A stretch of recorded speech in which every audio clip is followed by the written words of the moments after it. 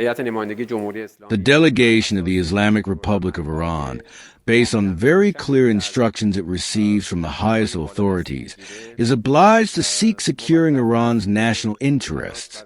We believe that any negotiation, under any circumstance, if it is supposed to lead to an agreement, requires give and take, meaning you gain benefits in exchange for concessions you make. This is something that must be discussed and decided within the negotiating room.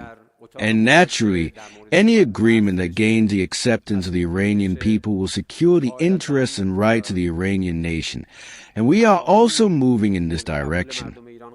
I don't think holding a meeting in Muscat could be a reason for offending our friends. We are still in contact with all regional friends and neighboring countries. Last night, Foreign Minister Abbas Araghchi spoke with his counterparts in Egypt, Turkey, and the UAE. Also, the UAE Deputy Foreign Minister Lana Zaki Nasbi was in Tehran yesterday.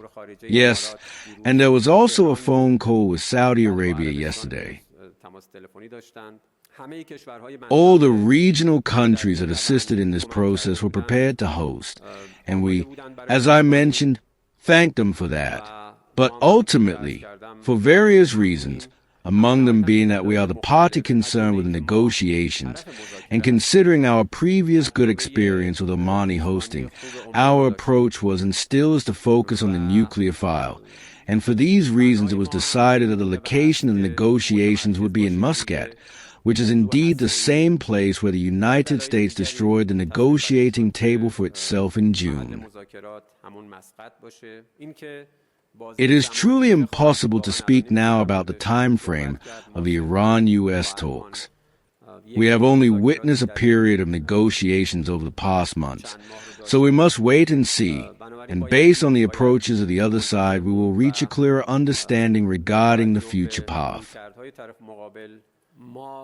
We actually do not have any plan to change the format and structure of the negotiations in terms of the participation of other countries, meaning the negotiations will continue in the same form they have been conducted at this stage, of course with due consideration for an appropriate understanding about the timing and location of the upcoming rounds. The Zionist entity has repeatedly shown that it opposes any diplomatic path in our region that leads to de-escalation. Therefore, it is up to American officials to act independently from these pressures and the influence of these lobbies, and prevent others from dictating U.S. foreign policy.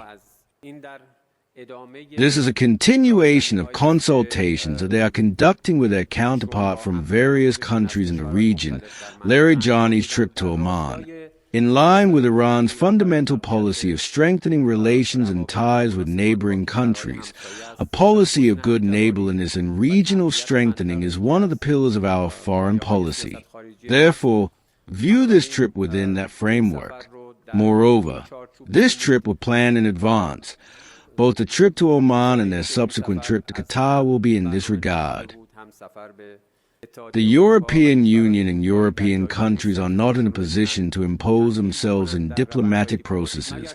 France FM remarks on participating, unless they define themselves as a destructive force, which will certainly not be in the interest of any party. While respecting the German people, their culture, and German civilization, we are sorry that the current representatives of Germany do not adhere to the regulations and minimum standards of international courtesy, and that this country and the entire European Union have been deprived of constructive participation and influence in diplomatic developments in our region due to the wrong decisions they have made.